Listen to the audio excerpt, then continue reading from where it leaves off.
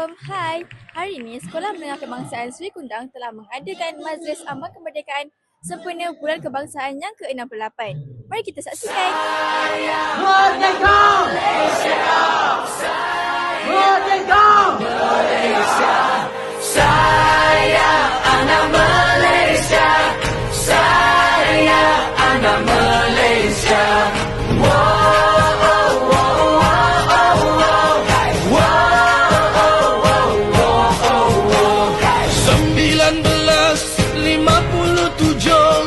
Bulan 8 kita merdeka.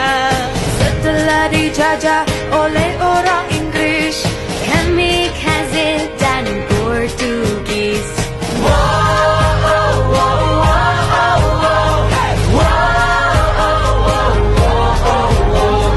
Dari Perlis ke kota Kinabalu, rakyat bersatu dan maju.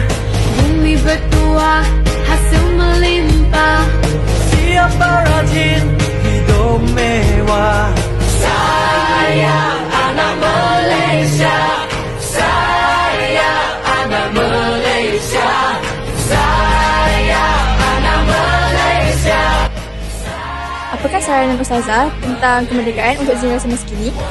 Okey, untuk generasi masa kini, yang pertama, mereka perlu tahu, perlu tahu tentang apa itu dia kemerdekaan.